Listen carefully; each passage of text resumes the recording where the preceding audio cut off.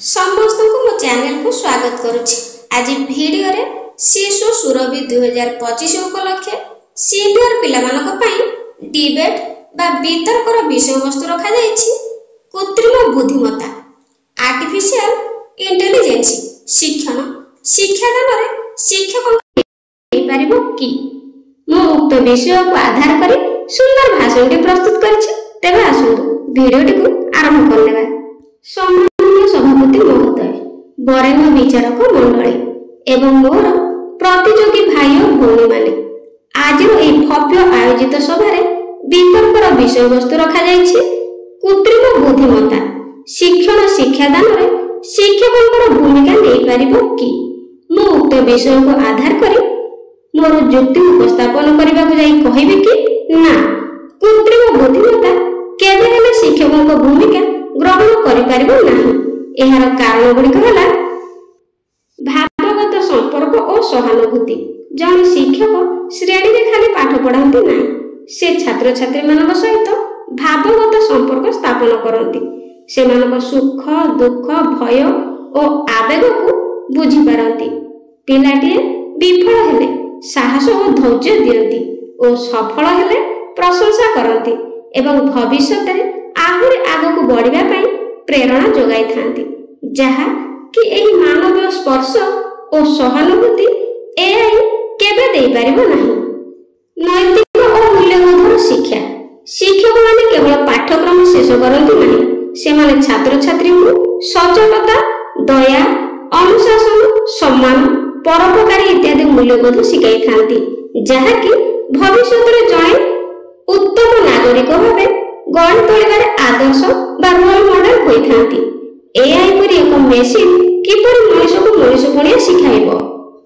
सृजनशीलता और समालोचनात्मक चिंतन शिक्षक केवल शिक्षार्थी मानकर प्रश्नर समाधान करनथांती, समाधान सहित नूतन प्रश्न पचारिबाकु ମଧ୍ୟ प्रेरणा देइथांती।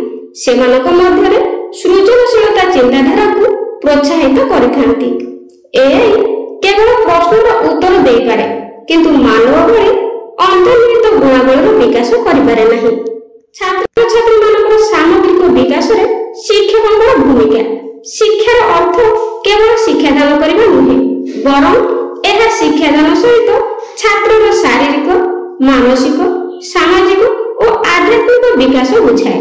श्रेणी गृहरे शिक्षकଙ୍କ उपस्थिति सांगसाथीक सह मिलामिशा एवं शिक्षकଙ୍କ मार्गदर्शक ही छात्रर सामग्रिक विकास रे साहाय्य करे।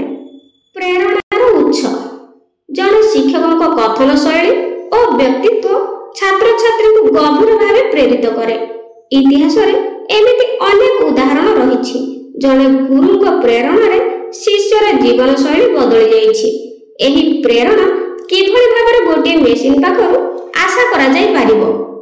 शेषरे मु एतिकी कहिबि कि कृत्रिम बुद्धिमत्ता शिक्षा क्षेत्र में एक शक्तिशाली उपकरण होई पारे, किंतु यह शिक्षक संपूर्ण विकल्प होई पारिबो नाही। शिक्षक केवल ज्ञान प्रदायक नुहंती, से मार्गदर्शक प्रेरणार उत्स एवं चरित्र निर्माता। भविष्यतर शिक्षा व्यवस्था होछि मनुष्य एवं मेसिन एक सुंदर समन्वय। एआई शिक्षकों को साहाय्य करिबो, सेमानक कार्यभार कमाइबो एवं शिक्षा व्यवस्था को अधिक उन्नत करिबो, किंतु श्रेणी गृहरे शिक्षकଙ୍କ मानवीय स्पर्श स्नेह और मार्गदर्शन स्थान कौन से जंत्र केबे नहीं पारिबो नाही।